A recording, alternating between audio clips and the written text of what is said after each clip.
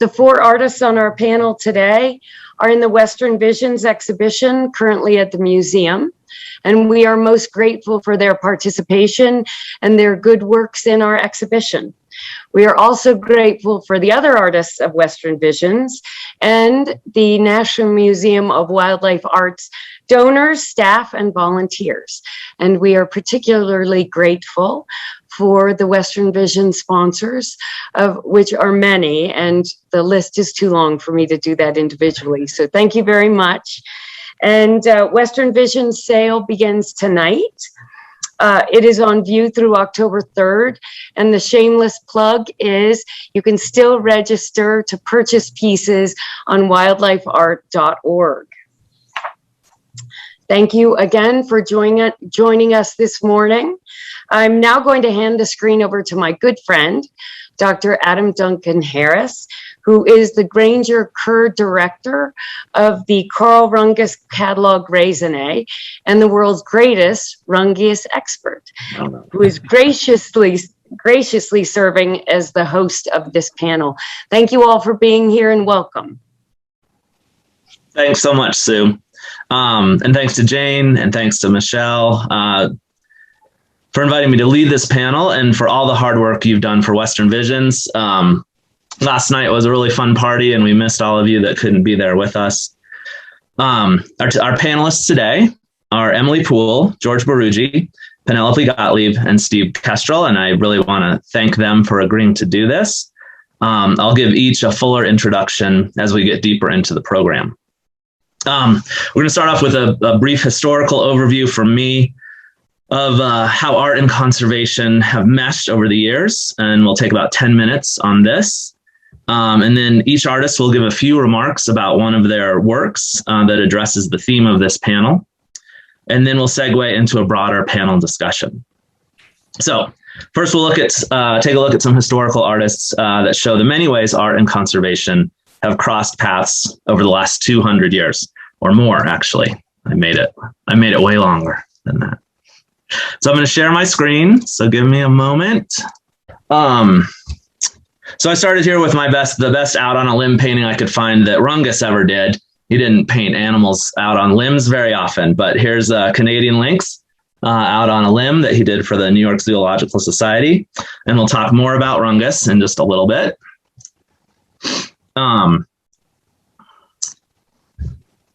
Now, is it changing? There we go. One of my favorite ways to begin a presentation on the relationship between humans, animals, and art is with an image from the caves of Lascaux. These paintings not only show us the amazing animals that inhabited southwestern France 15,000 years ago, but are also a great entree into discussing how humans have sought to understand our relationship with the other living beings on this planet through art. The paintings at Lascaux were probably used in a sort of combination religious and hunting ceremony. And the use of these ancient images shows how our reverence for animals has always been tied up with our reliance on them for food. So there's this question that we'll address later. Do we conserve the creature or do we consume the creature? And I think we've tried to do both across history, but this balance is clearly something we still have not quite figured out. So we're going to skip ahead a few thousand years and we land on John James Audubon. Audubon was a complicated figure whose biography has recently come under scrutiny for his anti-abolitionist views and participation in the slave trade. And there's a great essay on this aspect of his history on the Audubon Society's website, which I just came across recently and which I encourage you to read. And this strangely ties into a conversation Sue and I had a couple days ago where we were talking to some people at the Jackson art auction, and the question came up, do you remember people for the best thing they did or the worst thing they did? And in Audubon's case, I think you have to remember him for the best thing he did, but take into account that he wasn't always the best person. So it is, nope, stay on there. But since his Birds of America was published in the 1820s and 1830s, it has been widely lauded as one of the greatest accomplishments, both in terms of art history and natural history. Science-minded in his pursuit of North American bird life, Audubon created 435 different prints depicting birds, life-sized, with some indication of natural behavior and natural habitat, though the primary focus of his art was depicting one representative example of each species. So this osprey is awesome because it shows something about what the osprey does, but not all of his work focus on that. No, I keep going. Keep getting ahead of myself. In 1905, long after Audubon's death, the Audubon Society was named after him and continues today to be a major force in avian conservation. Audubon's point in depicting all of these creatures was not necessarily to advocate for conservation. His chronicling of all these birds was part of the Enlightenment era penchant for cataloging everything in nature as a way of understanding and studying it, perhaps at that point as a way of recording bird life that many feared would soon be eradicated thanks to overhunting by mainly European settlers, but it wasn't entirely the goal. So now I can move on to George Catlin. George Catlin, another complicated historical figure who is not a perfect human being in any way, set out in the 1830s to document remaining Native American tribes before their lifeways were completely lost thanks to the encroachment of Europeans moving across the plains. Along with the people he encountered, he also witnessed the last great era of the American bison, as you can see here. Catlin documented the interwoven lives of the tribes and bison populations, with Native people relying on the bison for food, clothing, shelter, and as the center of their religious beliefs. After creating his Indian gallery, which contained over 500 paintings, Catlin toured the eastern US and Europe, describing what he had witnessed in the American West and lamenting what he saw as the inevitable loss of people and bison as settlers moved west. Catlin is credited by many as one of the originators of the national park idea. In his writings and lectures, he advocated for setting aside vast tracts of land in the Midwest as a nation's park. His vision of a park included the tribes he had gone west to study. He saw the potential for them to exist in a way like untouched by European influence, living as they had lived in a sort of bubble in these national parks, but also sort of became kind of a sideshow for European Americans could come and witness these Native Americans in the way that they used to live. And he didn't really think that they could mesh with the European culture. So obviously there's many objectionable things about that vision, but Catlin should be given credit for trying to think of an alternate way of using the vast tracts of land that make up America's Great Plains. That idea has come back up over and over again over time. So during the last year of Catlin's life, Yellowstone, the first national park, was created in part thanks to the work of another artist, in large part, Thomas Moran. So I know that many of you know this story, so I'll just touch on it briefly. But it was in large part due to Thomas Moran's paintings of Yellowstone and William Henry Jackson's photographs of it that the U.S. Congress was convinced to set aside Yellowstone as the world's first national park in 1872. Moran's images displayed the awe-inspiring colors of the area, while Jackson's photographs added a measure of veracity to the topography. So people could see how beautiful it was in Moran's paintings and then look at some photos and say, oh my gosh, that thing actually exists. These works showed Easterners just how amazing Yellowstone was. And so these pieces really did help convince Congress to create Yellowstone as the world's first national park. So this connection between Moran's work and actually conserving nature is one of the best, clearest examples we have of art helping to save nature. I wanted to add a historic sculptor into the mix. And Edward Kemys was the best example I could think of. Kemys was the first American sculptor to focus on the majority of his attention on wildlife. Kemys and his contemporary, Alexander Proctor, received commissions to create massive sculptures for the 1893 World's Columbian Exposition in Chicago, and you can see a picture of that on the screen. These huge monuments proclaimed the beauty of nature and wildlife. Celebrating America's natural resources is a major part of what made this land so special. Now, the sculptures for the fair were made of plaster, and so not meant to be permanent. However, some of his work was cast in bronze, like this bison, which is in Chicago's Humboldt Park. And then not long after the fair, Kemys was commissioned to create probably his most famous sculptures, which are these lions outside of the Chicago Art Institute. And just to add a little levity into this, we know that Chicagoans love to decorate these sculptures with various helmets or various hats or whatever is happening in the city at the time. And then this next one was a new one to me. They were advocating for mask use by putting a mask on the bison, which I thought was great. So if you look at the work of Audubon, Catlin, and Kemys, there's a deep nostalgia and an underlying assumption that they were recording species that were doomed to extinction. Thomas Moran's work was of slightly different stripe, displaying something to preserve for the enjoyment of future generations.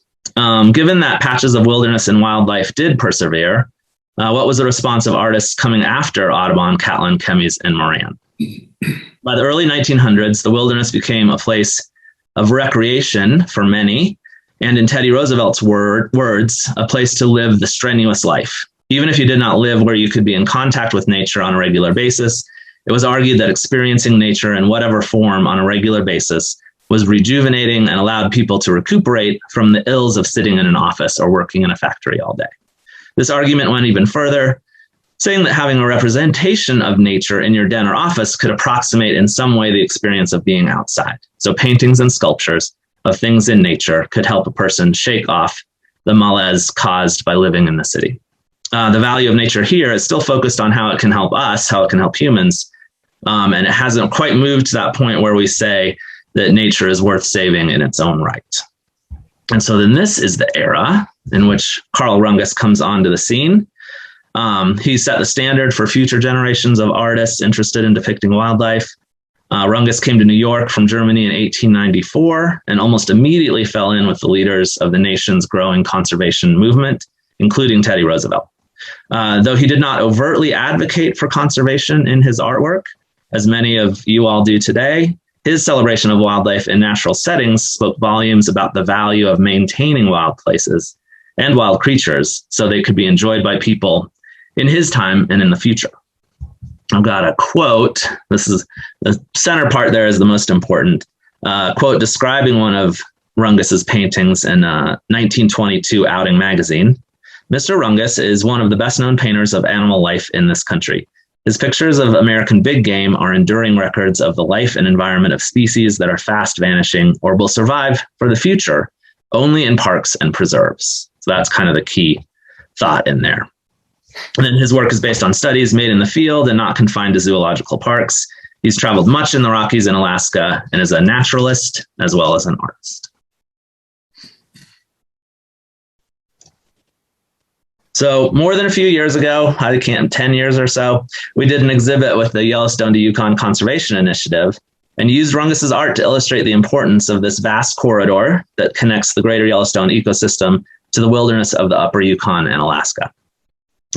Western Vision's artist Dwayne Hardy was an integral part of this project, visiting places Rungius had painted and depicting new areas critical to the preservation of animals we have all come to cherish, including grizzly bears, elk, caribou, sheep, and Rungius's favorite moose. And you can see in this slide, I tried to put the Rungius paintings in line with the regions that he painted. So from the top, Dall sheep, in the middle, goats in and around Banff, and then an early elk painting that he did down in our region in the Wind Rivers.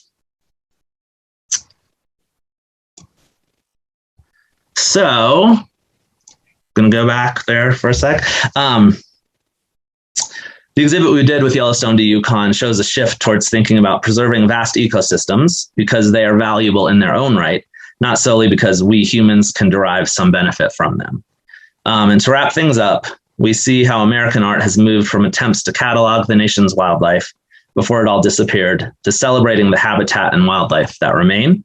Artists like our panelists stand on the shoulders of their predecessors, but increasingly forge their own paths as they more directly advocate for wildlife and habitat conservation in their work. So now we'll give each panelist a chance to talk about one of their own pieces, addressing some of the topics touched on already, how their art connects concerns about the environment and conservation with viewers, collectors, and other artists. And we're going to start off with Emily Poole. Emily Poole grew up in Jackson and attended the Rhode Island School of Design, graduating in 2016 with a BFA in illustration. She has had work exhibited here at the National Museum of Wildlife Art, as well as in galleries in Providence, Rhode Island, and Portland, Oregon. She says of her own work, "I'm an illustrator specializing in natural history and scientific illustration. My focus is creating work that engages the imagination and promotes the accessibility of information about the natural world. My highest goal in image making is the promotion of conservation and awareness of the state of the environment." This is Emily's first year in Western Visions, I think. And I know the museum is glad to have her, and we're happy to have her on this panel. So, Emily, do you want to lead us through a little bit about your work, Coho Fragmented? Sounds great. Thank you so much, Adam, for the introduction, and thank you to the museum for having me on the panel. And yeah, my first year in Western Visions, which is exciting.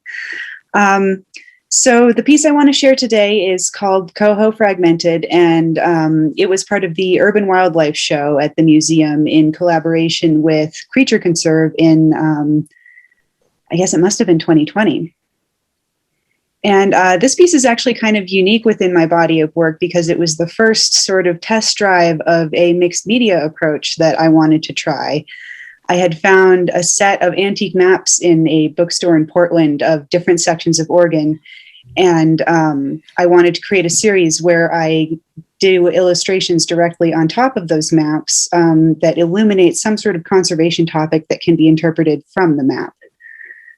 So to make this piece, I actually glued the original map, which I think was like a 1950s Forest Service map, down onto a cradle board and then coated it with transparent watercolor ground and then painted ink and watercolor over top of it.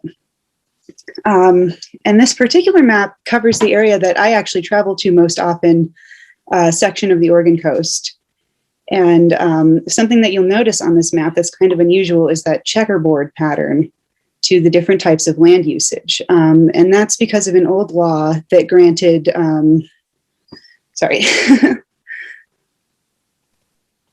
that's because of an old law that granted every other square mile of land to railroad companies to try to promote development around the railroad. And whatever land the railroad didn't sell then defaulted to the BLM once the development craze kind of passed. So orange squares are BLM land and yellow squares are private land.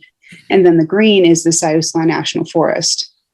So seeing this map kind of got me thinking about the species that live and migrate across that checkerboard and how difficult it is for them to pass through these spaces since every other mile has a different owner with a different type of land management. And these species have to deal each mile with fences, dams, landslides from logging, clear cuts, pesticide sprays, and the way the land is divided up also presents problems to scientists that are trying to study these species because they have to get different permissions every other square mile to access the land, or they might not be able to access some places at all. So what I was thinking about is like one particular species that has to make a migration across this type of land every year in order to spawn is coho salmon. So they go up the rivers from the ocean through all of this land to spawn inland, and then they die and their fry pass back downward out to the sea. So I decided to paint the spawning cycle of salmon over the map, that inland journey, and then the journey back to the sea, which creates that circular cycle throughout the piece. Let's see, Adam, let's go to the next slide, please. So I use the map to dictate the amount of finish and therefore the amount of visibility that the illustration of the fish have on their journey through. So on federally protected land, like in that little green spot up there, the fish are completely rendered out and completely visible. And then on BLM land, I filled the fish in kind of partially, but left them incomplete and kind of indistinct because BLM land kind of, they give permissions out to other people for land use, and it can be a little hard to access depending on what each parcel is doing. And then on private land, the fish are obscured entirely. which sort of talks about both the access for the fish and also the access for the scientists, in that private land is kind of the hardest to get permissions for and is also the most unpredictable environmentally. If it's privately owned by different people, that could be a different story. I happen to know that most of the land in this area is owned by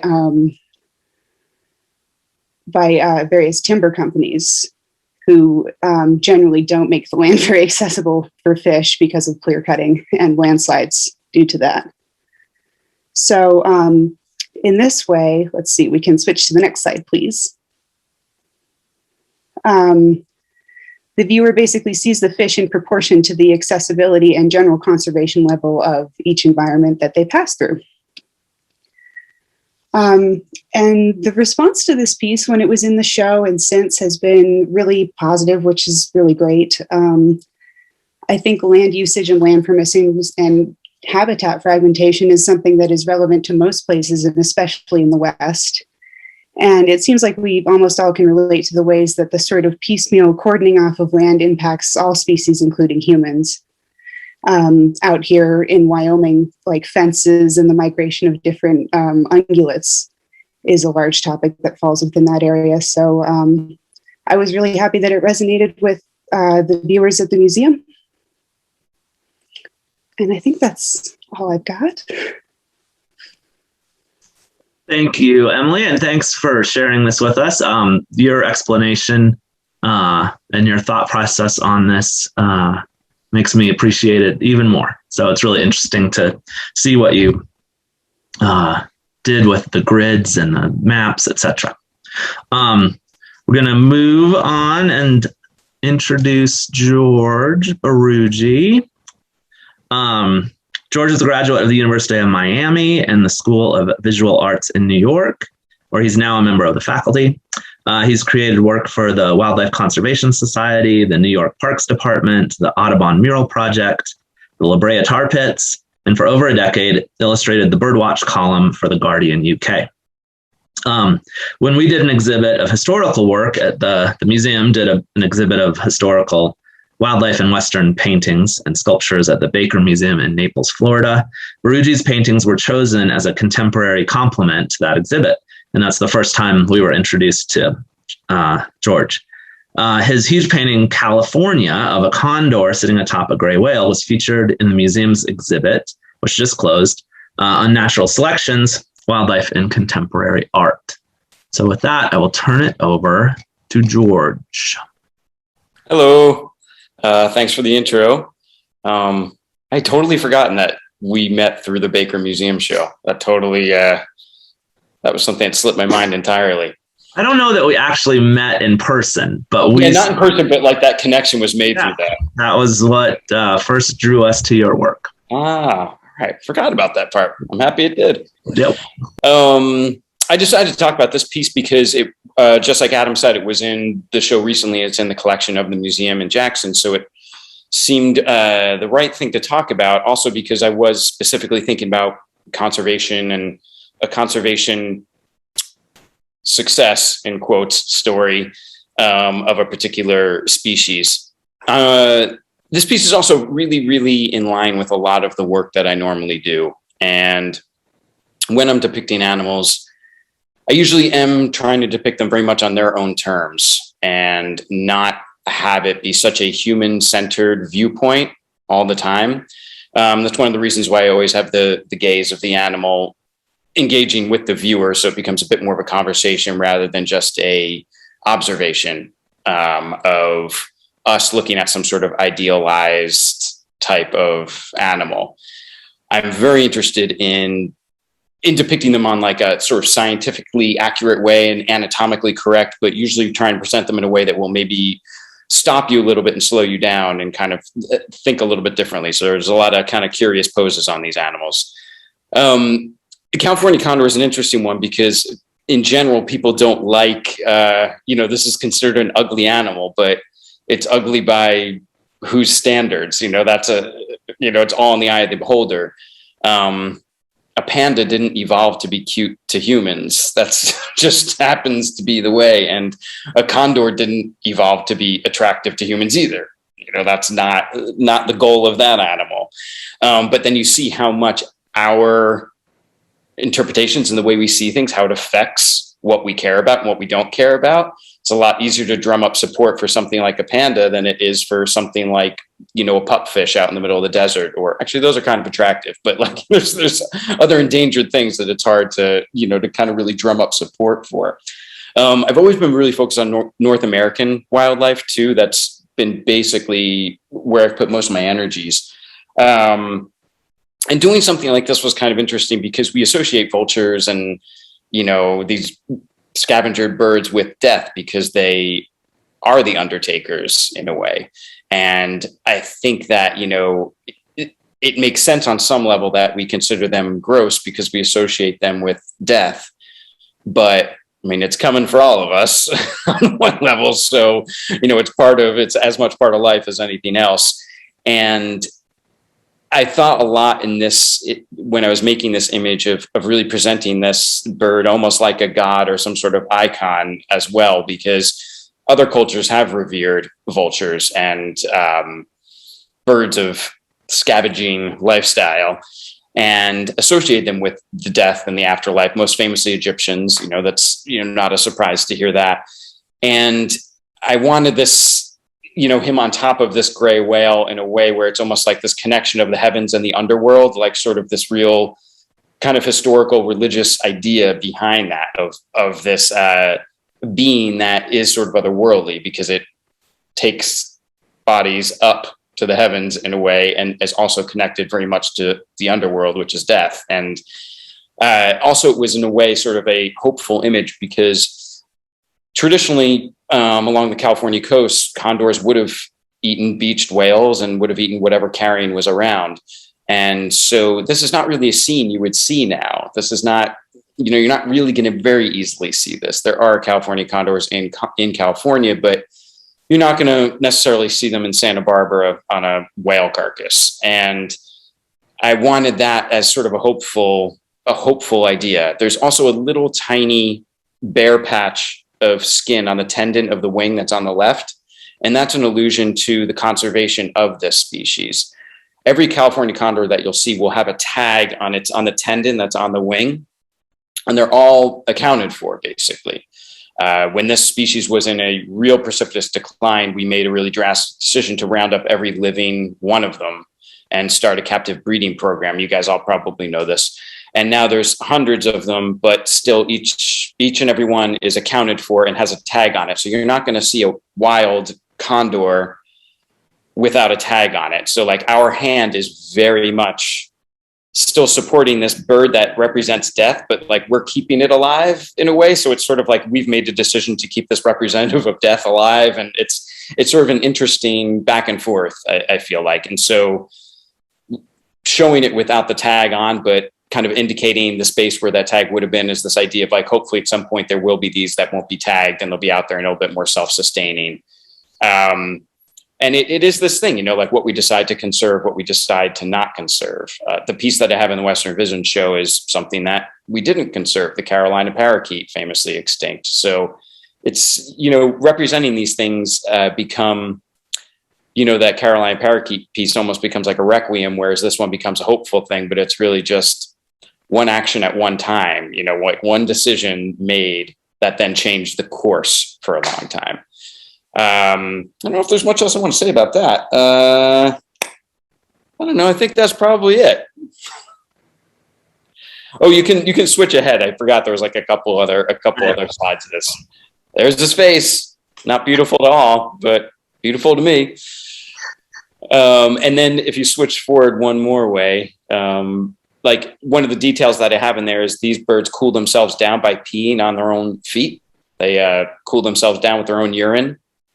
And I didn't want to shy away from any of that. Like, you know, it's all part of the natural history of this animal and how it lives.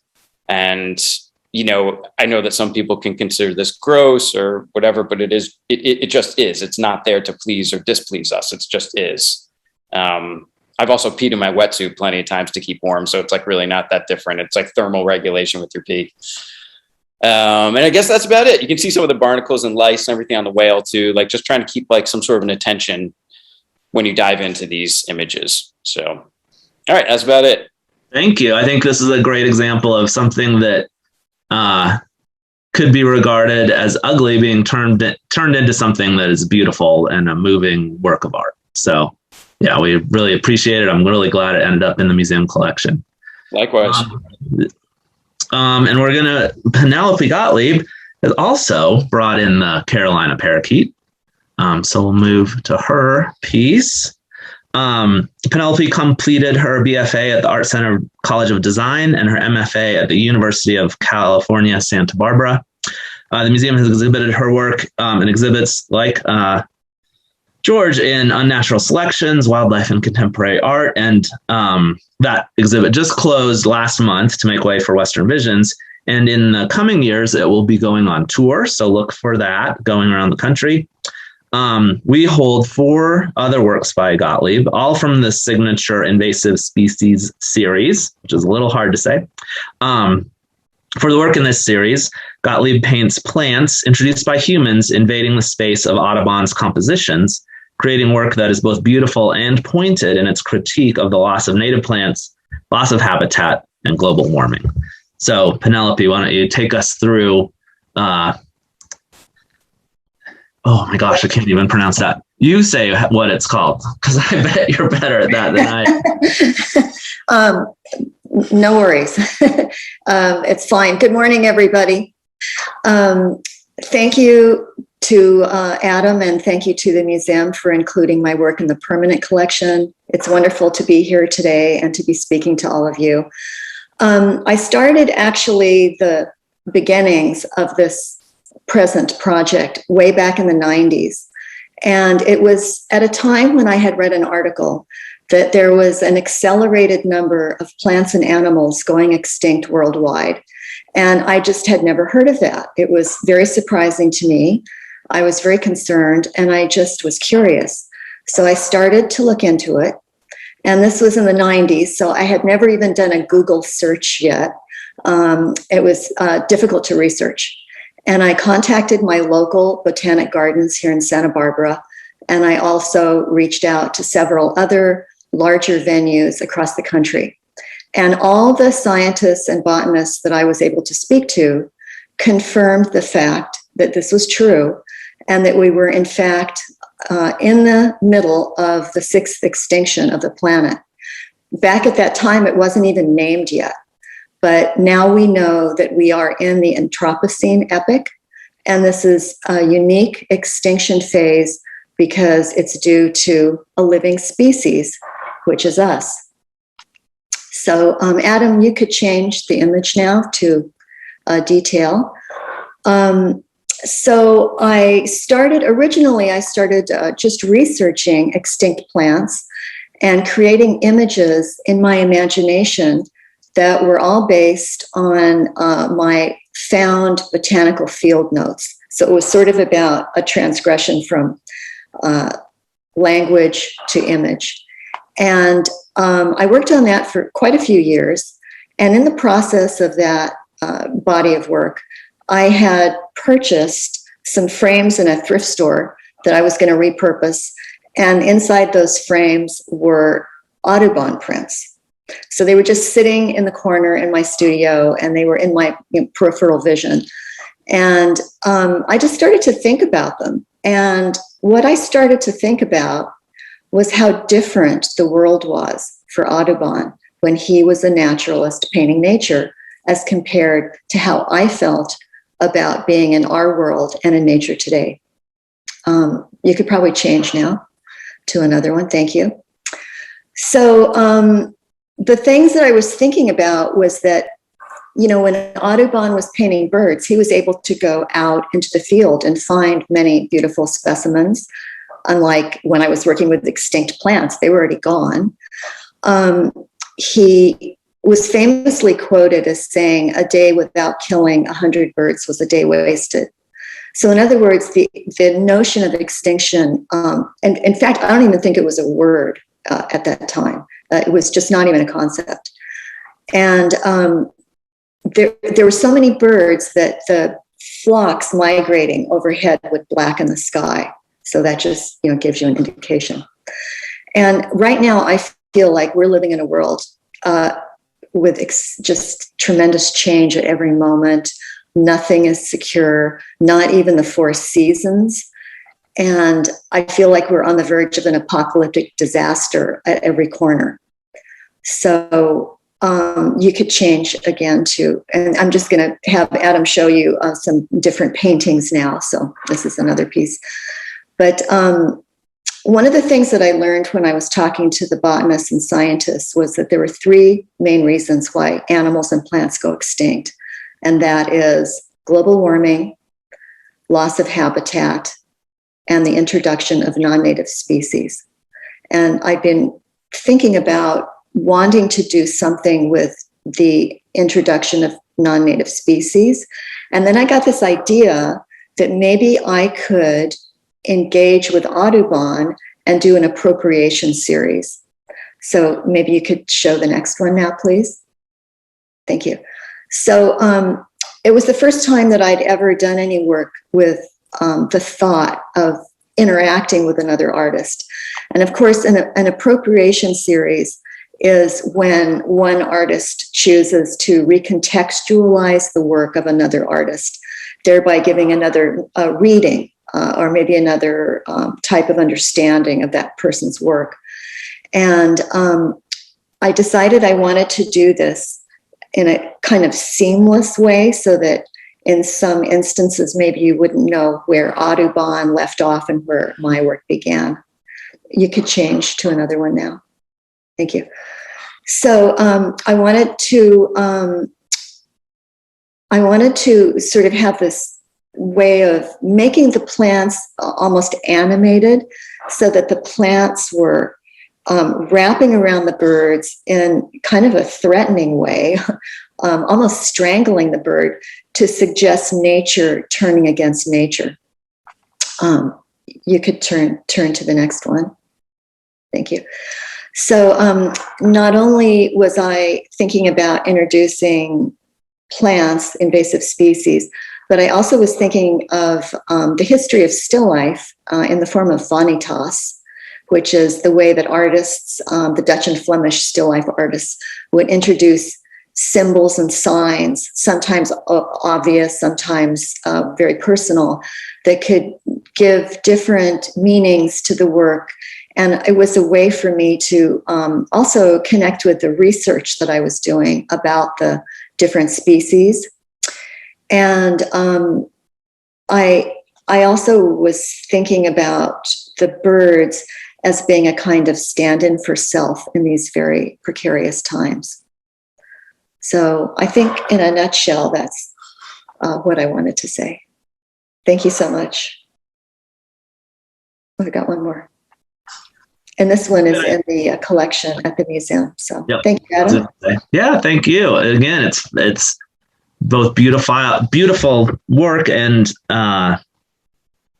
sort of terrifying when you look at it and think about it.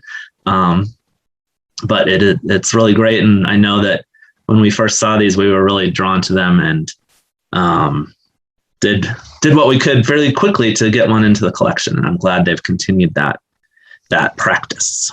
Thank you so much. Oh, one more. And also I think it's fascinating when the museum has the print, the historic print, and then there's this other example, and it's amazing to be able to show them together or talk about them in the same breath. Thank you. Yeah, thank you. We'll continue with Steve Kestrel. Steve grew up in New Mexico, raising and training quarter horses. He resides with his wife, Cindy, on a 62-acre wildlife preserve in Colorado's Redstone Canyon, outside of Golden and Fort Collins. And if you're ever lucky enough to get an invitation to visit Steve and Cindy on their property, don't turn it down. It's really an amazing, amazing experience. You get to walk out with Steve on this land where he combs the territory for big boulders that he then carves into these amazing works of art. So it is really a treat. One of Steve's signature pieces is Silent Messenger, which is up on the screen right now. This work was acquired by the museum in 2005. And I'm going to tell a little story that hopefully I won't go on too long. But when we first got this piece, it was a very controversial work for the museum. There were board members and longtime fans of the museum who didn't understand why we would want this bird in a box, I think some people called it. But many of us felt like it was one of Steve's maybe greatest things that he had created thus far, an important thing for the museum to collect, and sent a really important message that would be worth talking about. We got it. I think we displayed it. We put it in storage for a little while, maybe more than a little while.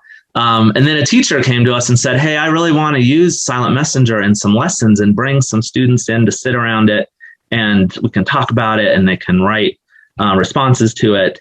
And so we said, okay, that is a great reason for bringing it out. But then what we'll do is we'll contextualize it with other works that talk about conservation or that just present animals in need of conservation or that have benefited from conservation. So it right now is the center of our conservation gallery, and I think has been on display for continuously for at least the last five or 6 years. So it's really a major focus of that gallery.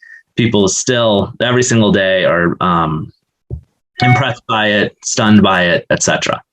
So with that, I will turn it over to Steve and let him talk about this work a little bit more. Thanks, Adam. Can everybody hear me? Good. Thanks for inviting me to be on the panel. I appreciate it. Before I forget, I just picked up our trail camera chips the other day, and for the first time we had 3 juveniles and 1 mom cougar on one video. It was one of our most exciting videos we've had. So I'll try to remember to send that to you, Adam. So I thought I'd just read what I had originally written about Silent Messenger for those people that haven't perhaps been introduced to some of the ideas behind it. So I'll just start off by reading this. Most often in my work, I have celebrated the Earth's fauna and flora with Silent Messenger, for I was mourning the destruction and degradation of ecosystems worldwide and the tragic loss of unique animal species. Ravens are frequently admired by contemporary man for a variety of reasons, and as an icon, they are metaphorically associated with nature and ancient creation myths. I created this piece on a large scale, a human-sized scale. If the wounded raven had been carved in its life size, it would be easier to erase from our visual memory. But carved human size, the connection to the viewer manifests at an intensified visual and primal level. The black granite raven is placed in a red sandstone sarcophagus, which symbolizes the human quest for dominance and control over the natural world. The stone sarcophagus lid is set aside with faint human handprints visible on all 4 corners. So then the raven's beak will be compelled to move from the edge of the sarcophagus in order to place the lid. And when covered, what would be the consequences, and would it be reversible? So that's the main thing I've written about it. So to tie this all together, there is a duality of the fates of Silent Messenger and Homo sapiens. They're inextricably intertwined. For if we place the lid on the sarcophagus, we also place it on our individual selves, our culture, societies, and nations. When I was first going to CSU, Colorado State University, taking our history classes, we were told in so many ways that the highest form of artistic expression in realism was a human figure. And so being young and naive, I didn't challenge that assumption at the time. But as I studied and traveled and experienced more, I came to the conclusion that this assumption was false and dripping with hubris.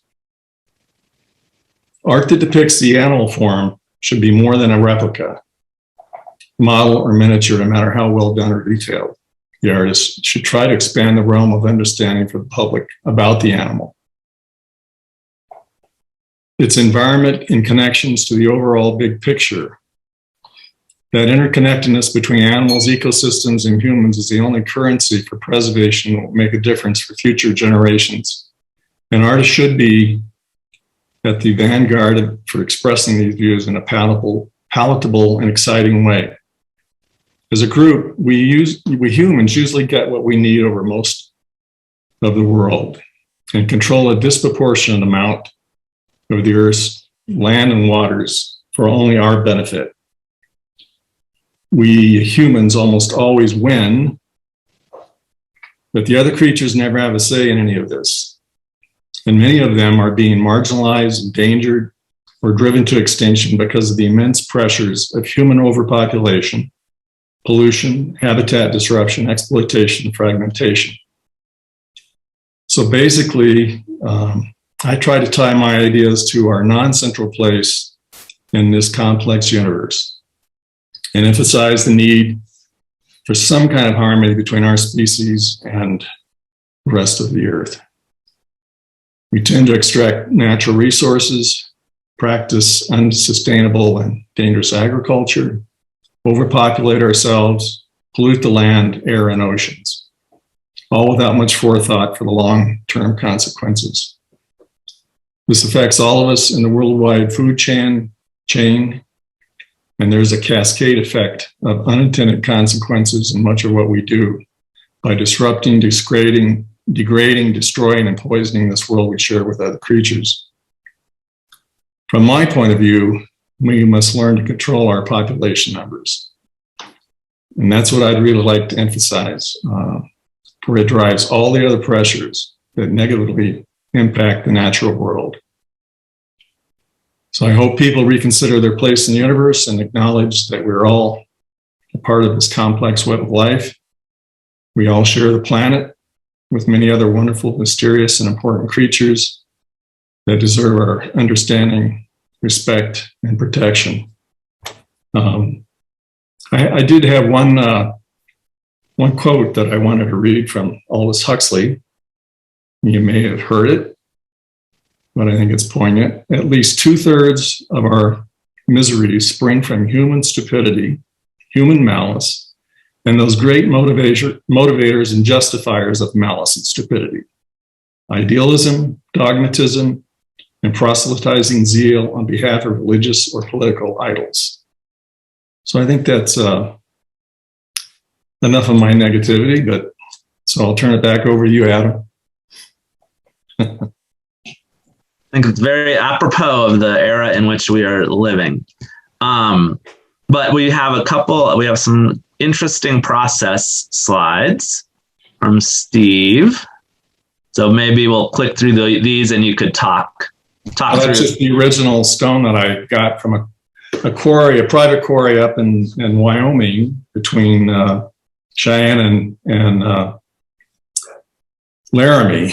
And it's closed now, but very, very small quarry. It was called the Raven Quarry, of all things. And I'd gone up and gotten about 4 tons of black granite. I don't like to carve blocks, so I just go up and get what they basically are pieces that are left over from the quarrying process. So this piece, before I cut it down, I think it was close to 7 feet long there from left to right. So you could go to the next one. That's in this, when I brought it into the studio before I had done any cutting on it. There's a chalk line on the left you can go ahead and go to the next one. I think that's where I ended up. Yeah, that's where the end of the tail is going to be. I eventually cut that part off. Okay, you can go ahead and started roughing it out. I hadn't worked this large before. This particular piece of granite, when I brought it in, probably weighed at least 1,500 pounds, maybe a ton. And I'm guessing I've carved at least 500 to 600 pounds off of it by the time I finished, just that was just the black granite. Okay, next one. So the technique is fairly simple. You just take a saw and make kerfs, and then you bust them out with a hammer and chisel. It's the quickest way to remove material. Okay.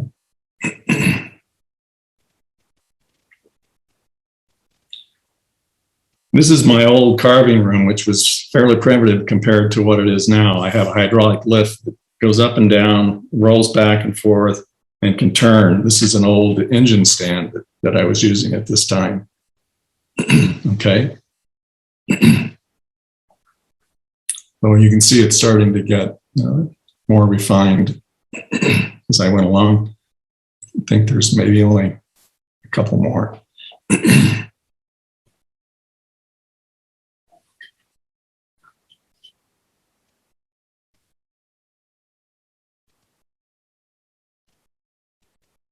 So I was trying to keep this odd angle, that bilateral symmetry in terms of the head. And it's somewhat difficult to do in a piece like this, but I think I got it done. So I don't know, is it? Yeah. Okay. So there's the last one with the sarcophagus. I think the whole sarcophagus is about 6 feet long, and the raven's about 5 feet. And when I had the idea for the piece in 2004 and was invited to the show at the museum and decided to carve this for it. And I was down with the wire when I brought the sarcophagus with the raven in it. I had not done the lid at that point, so I hadn't even started it, and I had to bring that down. I think it was a month later. So I completely ad-libbed that whole negative space in terms of where the lid would lay down over the positive image of the raven. And of course, you can see the beak is over the edge of the sarcophagus and would have to be moved in order for that lid to be placed. So I think that's about all, unless you have another question. This was in Wildlife Art for New Century 2, if it was 2005, I think. Okay. Yeah, that's what I'm remembering. And I'll just tell you that moving the sarcophagus and the raven is relatively easy with a pallet jack, but moving the lid is one of the most complicated procedures that we've ever had to figure out in the museum. So not only do you get to appreciate beautiful artworks, you get to figure out how to move them all over the place. All right. So it's nice that this one has been really in the same place out in the galleries for quite a few years. I do appreciate it. Before we get to our panel discussion, I know we're doing fine on time. We have a brief message from our friend Robert Bateman, who couldn't come to Western Visions, but he sent us a video on this topic. The video might be a little choppy given the internet, etc., but I hope that you'll get the gist of what he's saying. So we're going to listen to Mr. Bateman and then look at a couple of slides, and then we will move into our discussion section. Hello, everyone. I'm Robert Bateman, and I just have a few comments on what artists do, and is there any reason for them doing it for a purpose? Some artists have done art through the years to promote some kind of cause, all the religious art I can think of, through centuries.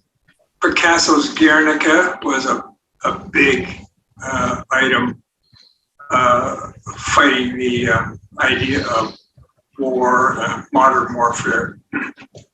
And so occasionally I get an idea that I will do something with my painting that will perhaps be carry some kind of message, such as industrial fishing. I've done one on industrial farming and endangered species. But generally speaking, I do what other artists do. I do what's in my heart, what I'm attracted to, and that's the world of nature with its risks and its challenges.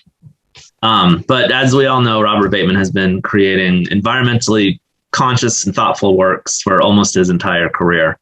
And so just have a few pieces here, a contrast of a beautiful old growth forest and the destruction caused by logging, a self-portrait of Bateman next to a tree stump with a big machine behind his head, talking about an ancient Sitka and logging again. And then this piece, which talks about fish nets and all of the bycatch and animals that get caught up in these nets. Terrible. And then this last one is called Not a Pretty Picture. Well, he made a video about this called Not a Pretty Picture. The piece on the left is called Orca Procession. And in a protest over allowing oil tankers to go up and down the coast of British Columbia, where he lives, he took a print of Orca Procession and painted over it in this black oily paint, which was a really striking video, striking image, and his way of protesting oil tankers coming through his neighborhood. All right. With that, I'm going to stop sharing my screen and we will get to the discussion section of our webinar. And I think one of the first questions I'd like to ask, and maybe each of you could make an effort or make an attempt to answer this, but you don't have to if you don't have an answer, is we talked a lot about the sort of dichotomy of sending a message versus creating something beautiful. And I think you all do that amazingly well. But how do you balance this overt messaging about environmental concerns with your own desire to create something beautiful and artistic?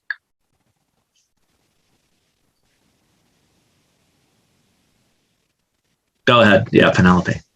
Well, I think the word is balance, because if you create a work of art and you are attempting to have a strong environmental message, you can run the risk of becoming too preachy and turn people off.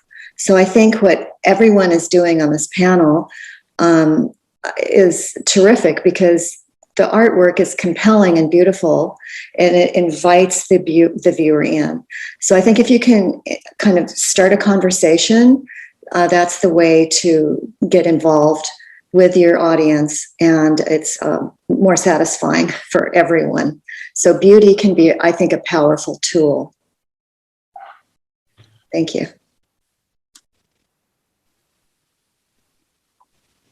Go ahead, Emily. I really like that we've had two kinds of work on this panel.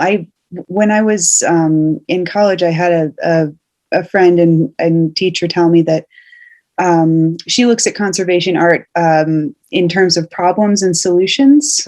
So some art is talking about a problem and some art is talking about a solution. So some of us here have shared artwork that is communicating a problem or an issue. And then like George's piece is kind of more showing a solution through like a vision of a potential future. So in terms of seeing it through a dichotomy of problems and solutions, I also see the beauty aspect as just the dichotomy of like a sort of sad, ominous beauty versus a sort of hopeful, joyful beauty. And those are both absolutely valid and wonderful ways of communicating conservation topics. Yeah, that is sort of, that's kind of some of the intent of what I've had, especially with like work I've been making lately. If it's, I don't want to say it's easy to make, apocalyptic looking images, but I mean, we have that imagery now in photography. I mean, you don't have to look further than the news now to see stuff that looks like it's, from a movie that's 20 years ago that was imagining what would be happening now. It's all there. And I do think that, I don't want to say that an artist has a job, because that job is up to them, what they want to do. But there's an opportunity for an artist to hopefully offer insight into something and to see things differently. And I think that, you know, what Penelope said of like drawing someone into the conversation, you know, with something that you've made, I think is, you know, is a really effective way to do it. I sometimes think, and it's not just because I make images, but there is something about when you've made something by hand and when someone can see that you've made something by hand, that it does draw them in a little bit more than photography too sometimes. I think maybe because we're also so oversaturated with that, that sometimes you can a little bit, I don't want to say turn off, but when you know someone's put in a hell of a lot of hours into something and you look at it and you're like, oh, that was made by someone, it can slow down your visual processing a little bit, and you will, I don't want to say perseverate on it, but you'll concentrate a little bit more on it. And that can hopefully lead to knowing about it. And the first step to caring about something is knowing about it. And, you know, I think so drawing someone in with a compelling image is a good way to do it. And I mean, unfortunately, like I teach a comparative animal anatomy course, and like with my students now, I feel like one of the things I'm always saying to them is it's not really enough now to just make a pretty picture. I feel like maybe it does kind of need to be more like we got enough dramatic elks and fields. Like I kind of want to, you know, have them think about that a little bit deeper. I'm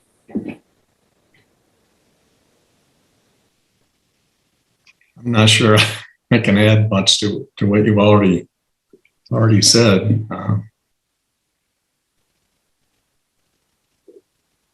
No pressure. You've all said it very well. So that brings up another question I had, and Steve touched on this when he was speaking. And George just brought it up as well. There's so many subjects out there in which you might specialize, in which artists can choose. And choosing animal art's not always like the most popular or, you know, high level choice in certain circles. So what drew each of you to depicting wildlife and nature?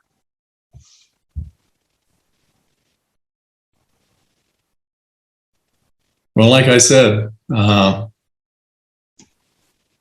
in college, we were, it was inferred that the human figure was the highest and most noble subject matter you could have in realism. And it took a while, but I think that's completely wrong. And there's so much about the world is about us. And we're not the central figures in the world that we think we are. We need to be a whole lot more humble about everything. Yeah, I guess that's about it. Yeah.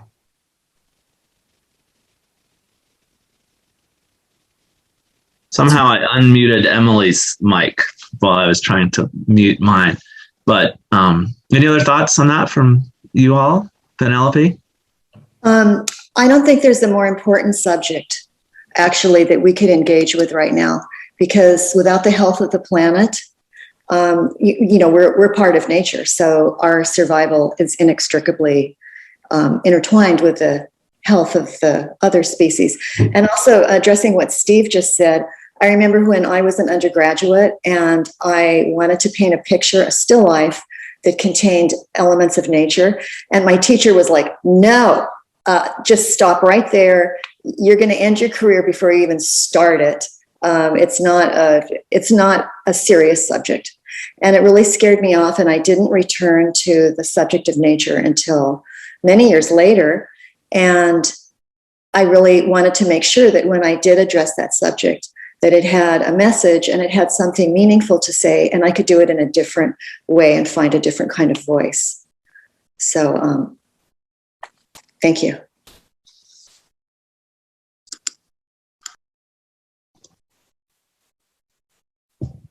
I'll just say that it's sort of, on some level, I think that I was that kid who was always drawing animals and never grew out of that. I think that's something that just kind of happened. And then I grew up in New Jersey, which has surprisingly a ton of wildlife, but it's all very compromised. And so I think that did somehow sharpen a lens in a different way, where you saw so much stuff, but, you know, you'd see raccoons and deer and bear and all this, but they we're walking around holding a Dorito bag or something. So it was very, everything there is so compromised that it then really makes you think about it a little bit more. But it kind of never shifted out of that focus of, just kind of seeing those other, the other species on the planet, not trying to make such a hard distinction, of animals and people. It's, that hierarchy is what's kind of gotten us into this whole mess in the first place.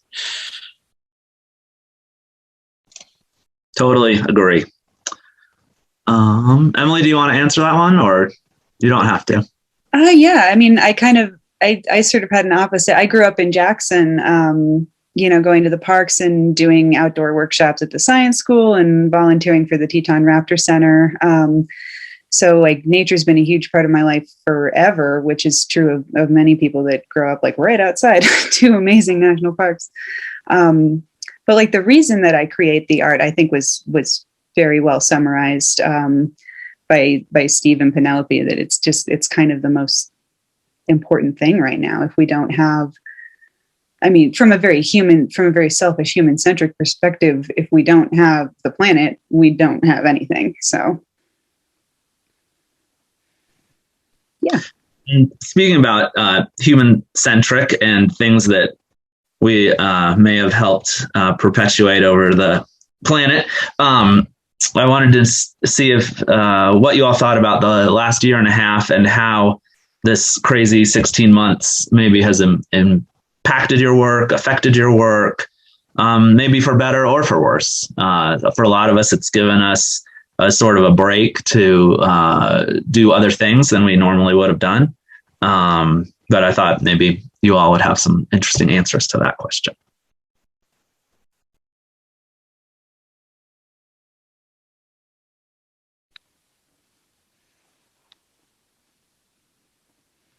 I signed on for a book illustration job of Northwest tree species in January of 2020 and was due to start the work in March. And I had all these grand plans to travel all over the Northwest and see all these tree species in person and research them and document them. And then, of course, that didn't quite work out so well. So in order to find all these tree species, I was basically confined to my neighborhood and the expertise of the local scientists that I had access to. So I actually spent a large section of the initial lockdown in 2020 just really intimately getting to know the environment of my immediate surroundings through research for that project. So it was not really what I intended, but it turned out to be a great experience anyway. So adapting is what it's been about.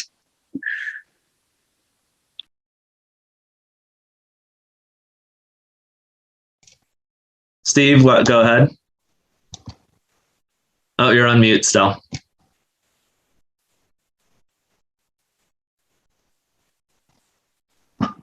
Okay. So we live, you've been here, so it's a good half hour, which is actually very, very close to Fort Collins or Loveland. And we lived here 26 years. So we live 3.5 miles up a gravel road from pavement, and the road ends in another 3.5 miles in dead ends. But we're in really great wildlife habitat. And in a sense, over all these years, we've been somewhat self-isolated already. So it impacted us, but we're used to being somewhat self-sufficient. I've gone, even before the pandemic, maybe 2 weeks without seeing anybody other than Cindy. Didn't go to town, didn't talk to anybody else. And when we did go to town, we were extremely careful, wore a mask, a minor inconvenience. And I don't understand why so many people are with the new Delta variant coming in, are having a big problem with it. Like I said, we believe in science and data, and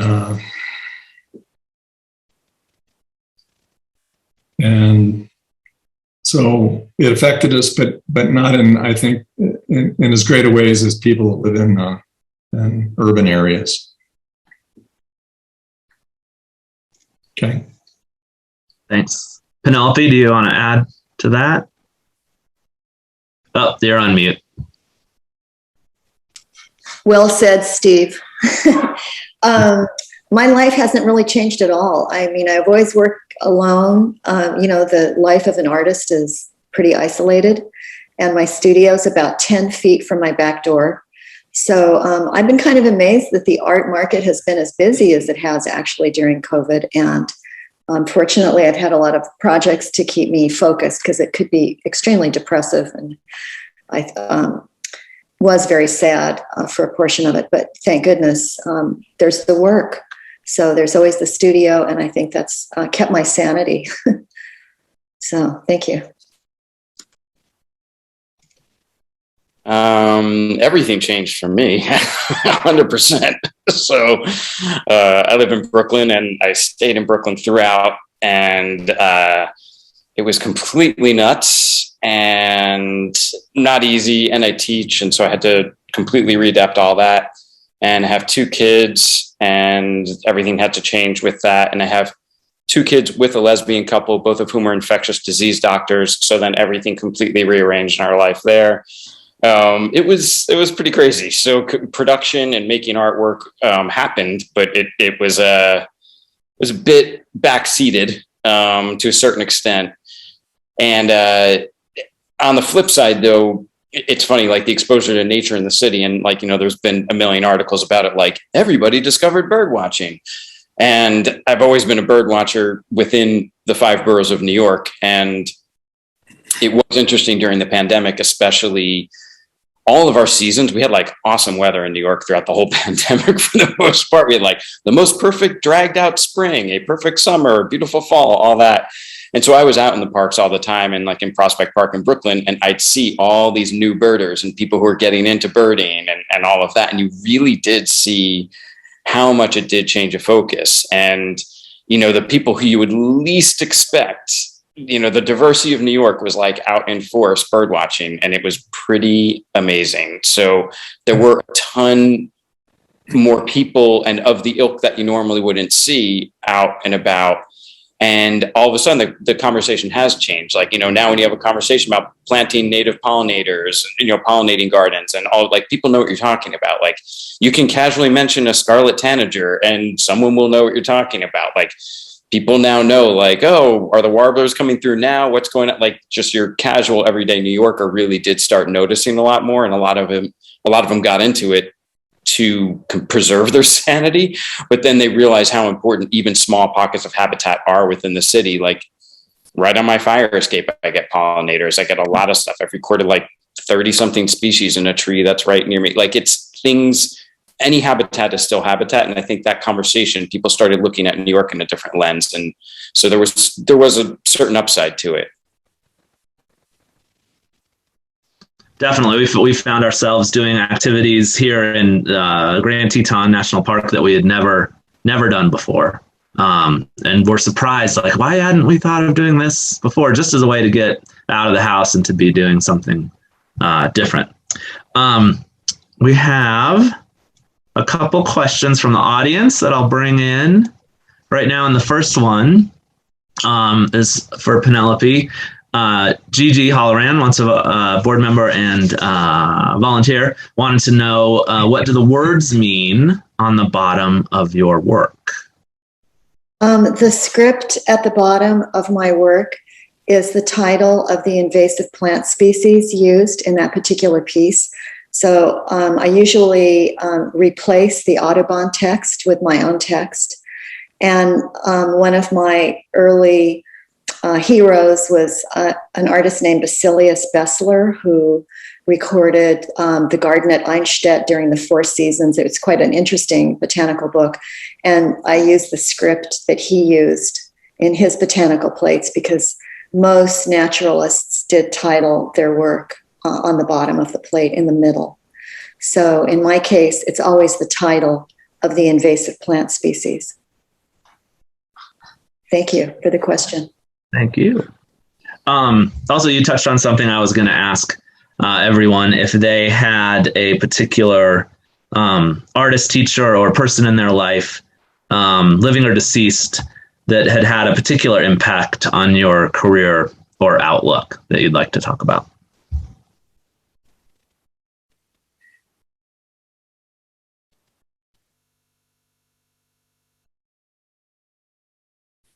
Sure. Am I on mute? No. Yeah, Boris Gilbertson, who I met in Santa Fe in 1980. Unfortunately, he died in 1982. And he was an incredible stone carver. He has two beautiful murals at the Department of Interior, where the museum is in Washington, D.C., 13 feet by 5 feet high. And they're just past the elevators. One of a panel, it's a high relief panel of moose on one side and bison on the other. He did those in 1939.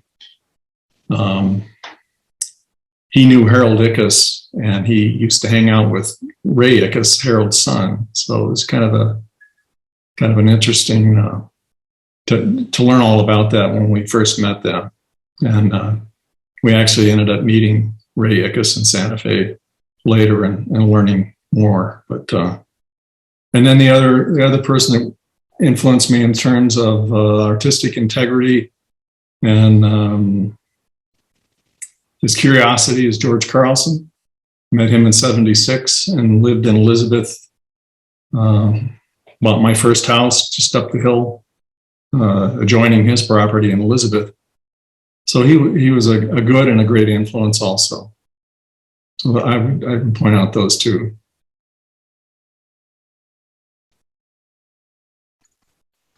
Anyone else want to chime in on that one? Go, Emily, why don't you say, and then we can go back to Penelope. Yeah, growing up in Jackson, two artists that I spent a lot of time around their work and them is Greta Gretzinger and Jocelyn Slack, who are both fantastic sort of wildlife artists. Greta is a muralist and Jocelyn is an illustrator, and they really had an impact on me as a child growing up in Jackson because they were two people with a career in wildlife art that I knew. And so they kind of showed me that was like a possible path, which was a wonderful thing to be shown as a kid. So.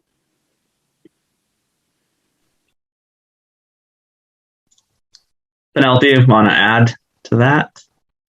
In thinking about this question, I think for me, the biggest influence in my life was my first influence, and that was my grandmother, who was an amazing artist and painter. And she was had a very successful freelance career in Dallas during the Depression.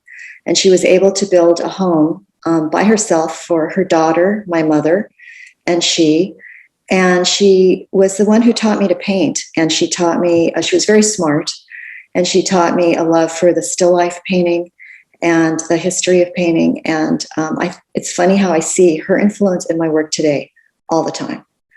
So a nod to her. Thank you.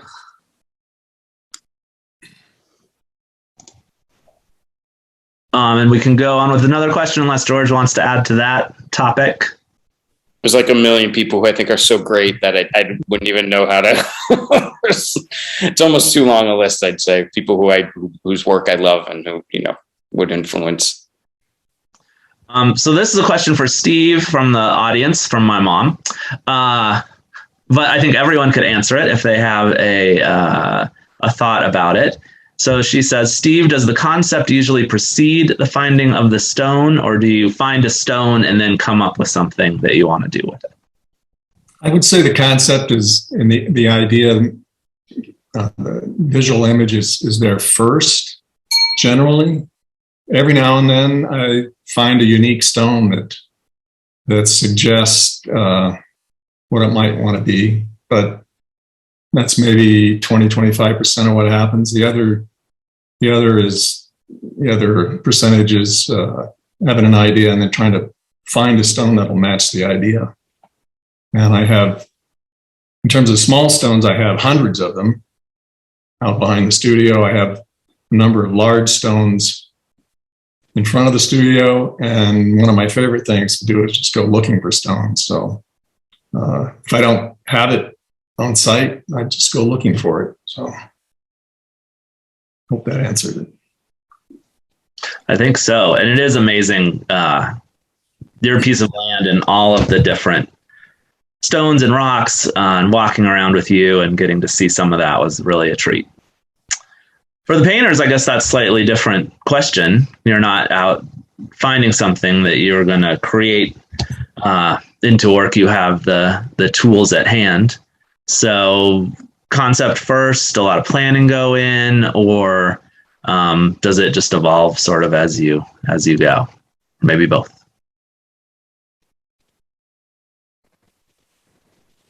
I'd say it's usually concept first, and and then I do a ton of planning, and I'll make a lot of preparatory sketches. I do a lot of sculpture. If I'm, if I am doing something that's of an animal, I often make a sculpture because it's going to be in a position that I wouldn't be able to get a photo reference for anyway. So I just usually make it and then draw from that, or take photographs of the sculpture and then kind of work from those. That's usually how it goes, but it's concept first. Of course, things change while you're working on it, but yeah, concept first for me at least.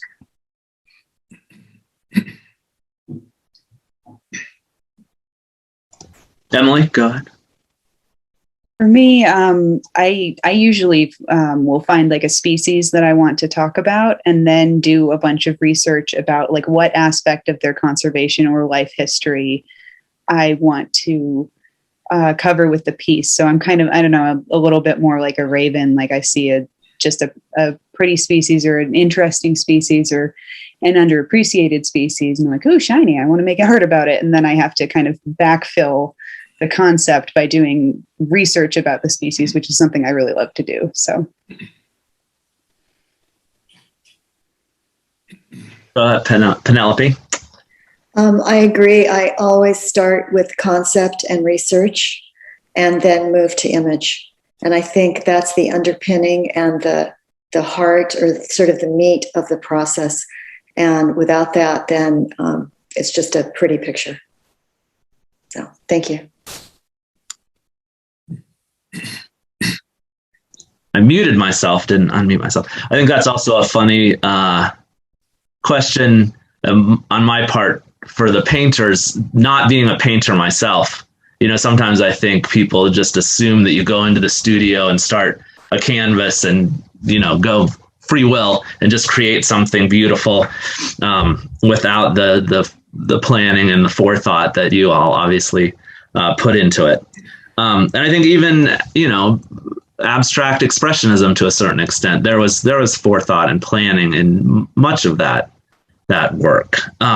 So anyway, we have maybe time for a couple more questions. One that was meant to be a little bit more lighthearted and fun is if you could trade places with one artist, living or deceased, for a day, a month, or a year, who would you choose and why?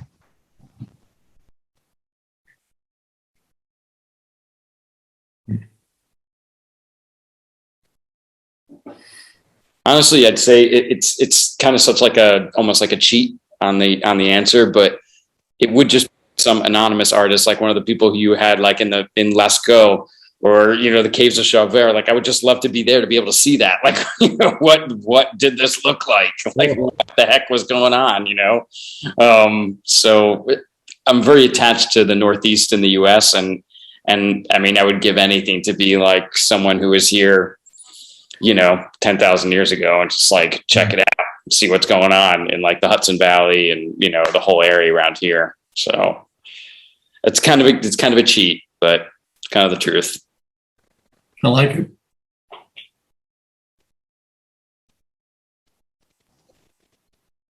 How about Penelope and then Emily? So if you give me a choice, okay, I'm going to say I might as well be Gerhard Richter.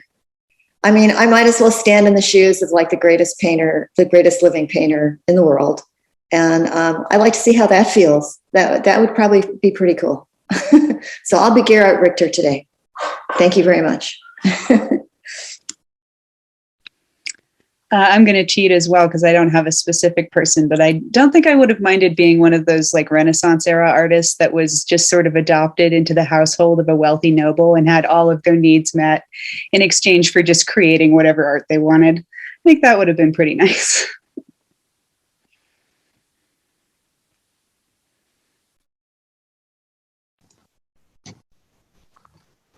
And when I wrote that question, I immediately had two things come to mind, which is I would like to be Michelangelo for maybe a week painting the Sistine Chapel, lying on a scaffold on your back or however he did it. And then for a day, I might like to be Jackson Pollock at his most crazy, wild, insane period of his life, just to see what that was like. Maybe one more from the audience. No, it's just a thank you, which is sweet. Do you all have any questions for each other? I didn't leave much time for that, but we could work one of those in if you want.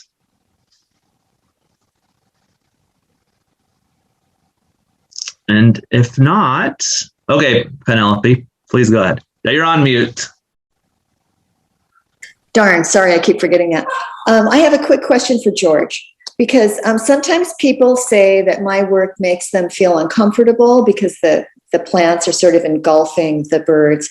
And I know that you don't shy away from having very visceral paintings where, a polar bear or a bear might be tearing apart a flamingo. How do you feel about those responses and the importance of having that be a part of your work? Could you elaborate a little bit? Yeah, I definitely don't shy away from that stuff. Again, it's that thing of like, I want to present something that could happen or happens and not censor things in that way. But I do make a conscious decision on if there's going to be something that's like potentially gruesome, it's not that I censor it, but I don't make it too bloody. There's something that I won't put in a ton of blood, because then all of a sudden you like cross this line into just like, it's easy. Like that's just showing the explosion. I feel like the bloodier it gets, it's easier to actually dismiss, because we're sort of like, that's like a gore type thing. And it becomes far less interesting to me. It's not that I'm censoring it because I'm like, oh, that's too much. It's like, we've all seen it on like Friday the 13th or whatever. Like, it's not like we haven't seen bloody imagery, but when you throw too much blood into something, it kind of throws it into a different category and makes it kind of cheap thrills. I don't know. It just doesn't really work as much for me. Like if there's too much viscera, but if it has a point and there's a purpose to it, then it's going to get in there. And, I definitely don't shy away from like, the naughty bits and all of that. Like it's going to be in the work if it's in the work. And I feel like, again, it's sort of that thing, like why, if it does elicit a weird reaction. I've had so many people who, like potential collectors, the biggest problem that I always run into is like, if it's a couple, one person really, really wants something and the other person's like, I understand this is good, but there's no way I'm going to have that thing staring me down the whole, because I do always have them very kind of, it's not that it's supposed to be confrontational necessarily, but it's a reckoning. And a lot of people don't want to be like, trotting to the bathroom at 2 a.m. and having to face that, I guess. So, but I mean, otherwise, like you got to make what you're going to make. So you can't worry about it too much.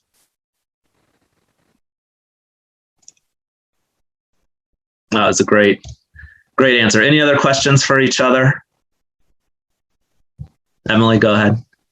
This isn't really a question, but I just wanted to tell George, like way back in, I think it was 2014 or something, I was with a college class and we were doing this whirlwind tour of New York art galleries. We'd like bust up from Providence that day. And we were trying to see like 30 different galleries in one day, which meant we didn't really get to see any of them. And we were, running around the city, and we were running through a gallery on a way to a different gallery.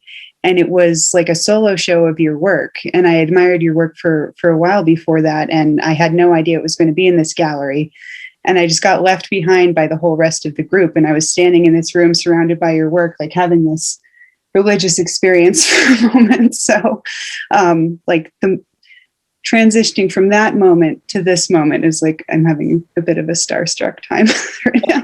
It's sweet to hear. That's super. I mean, I think like everyone on this panel, you know, we all make stuff, but then you hope you hope someone sees it. You hope someone cares. You know, I think it's really, you know, I think that's really, really nice to hear. And I really have enjoyed so much hearing about all of your work, and it's really good. And so that's really, really interesting. And then now you guys are all people who I can show my students too, which I'm psyched about. Like that's, you know, that's a nice little offshoot bonus to this.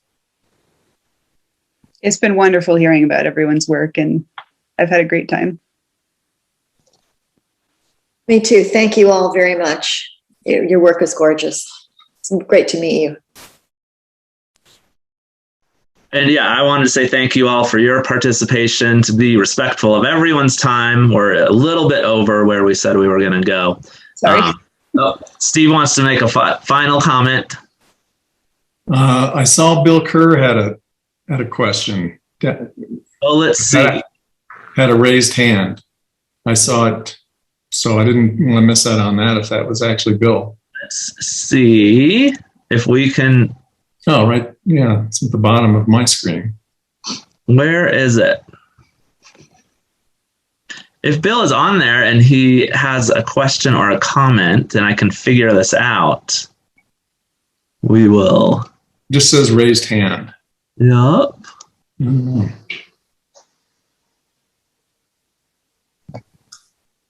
If he's unmuted, he could just start talking. You can probably talk, Bill, if you're there.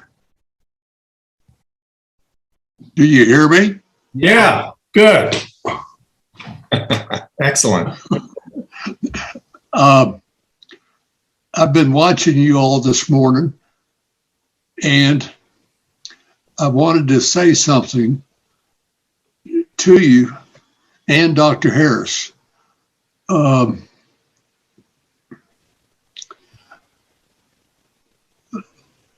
My wife and I have lived a very privileged life, and one of our privileges has been to have art that we enjoyed.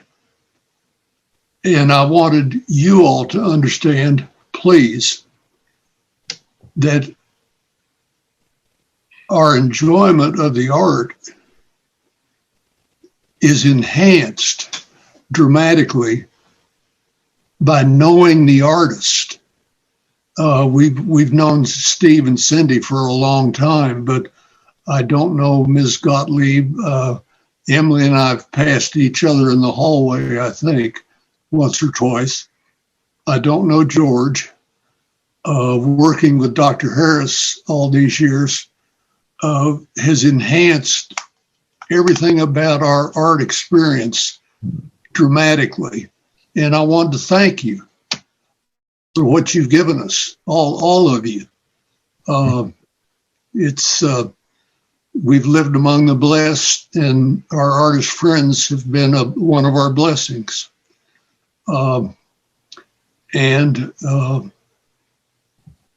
Being with you this morning was another privilege. Thank you. I've got to say that Bill's vision, Bill and Jaffa's vision in terms of creating this museum has given us all a great opportunity. And from the bottom of my heart, and many others,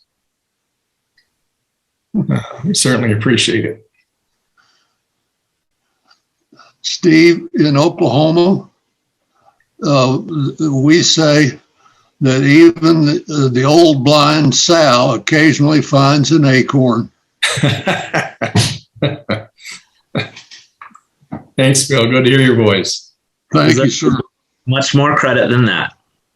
I think that is a great note to end this on. I want to thank everyone for participating, for all your great thoughts. Please come to the museum if you're here in Jackson. Please come visit us.